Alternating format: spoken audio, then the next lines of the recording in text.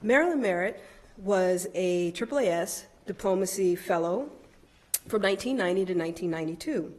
She is now a professorial lecturer and research associate in the Department of Anthropology at George Washington University.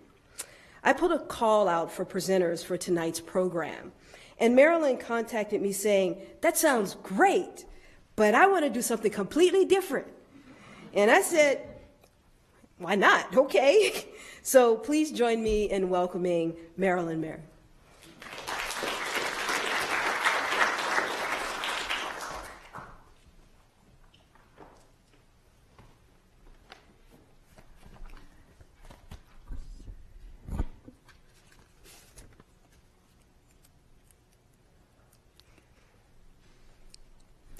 Africa, l'alphabétisation, literacy in the modern world. 1. Rural Sahel, arid landscape below the Sahara Desert, a new primary school. Was there talk of supply and demand, discussion of low enrollment for formal schooling, and the whispered dream of those who would help develop the nation with universal primary education? Would that it were simple, and even that we knew it was completely good to live in a literate world, and moneyed, though we feel pretty sure of that, mostly. But more than some new kind of skill, there's a change of ways that comes hard and slow, swallowing the bad, leaving home with the good, the not knowing with what once seemed sure.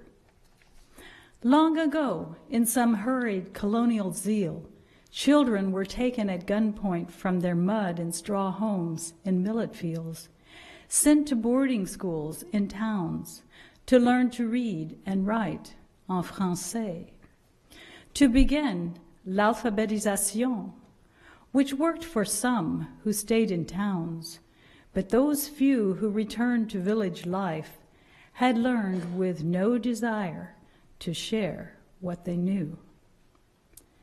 Later, outsiders hoped for swift embrace, mistook willingness to build community support, and called the villagers modern, a fine attribute, for something closer to their own goal of development.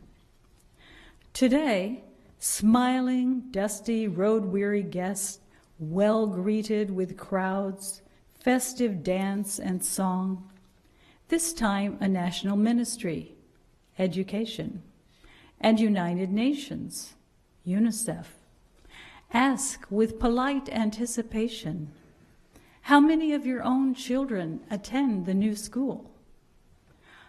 Only to be stunned by the chief's unabashed none, and another father's same choice brightly defended with, they were not requested.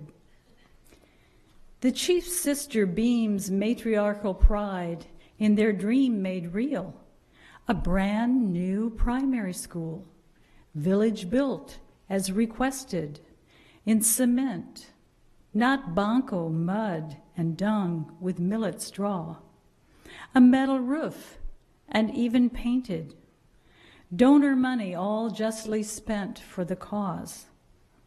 She does not read or write herself, harbors no regret nor desire for herself or the village girls or even boys to go to school or learn those ways. Oh my, so how can this be? This disdain for a lettered world, or so it seems.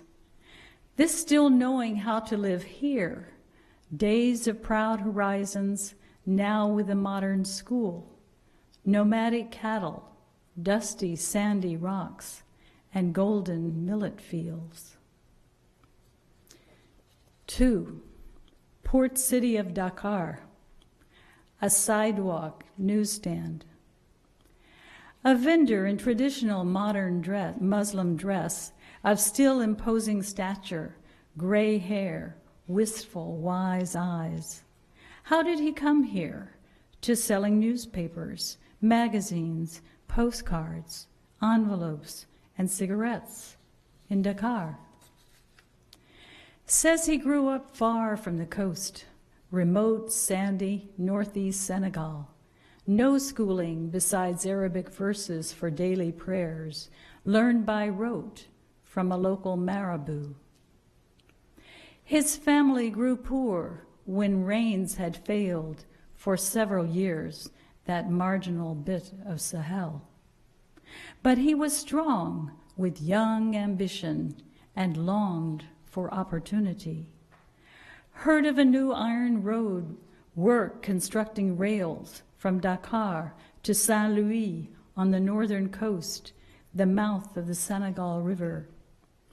Decided to strike out on foot with no road across look-alike landscape of golden dunes, stubble of harvested millet stalks, thorny scrub brush. Headed for Luga, interim city near the Atlantic, knowing no one along the way, speaking but little Wolof, no French at all, nor money, only a day's pack of food and water. Determination and native strength got him to the railroad, and the freight train brought him to the port of Dakar. Offered himself for loading and unloading busy docks, for selling on crowded streets what came by ship from the open sea.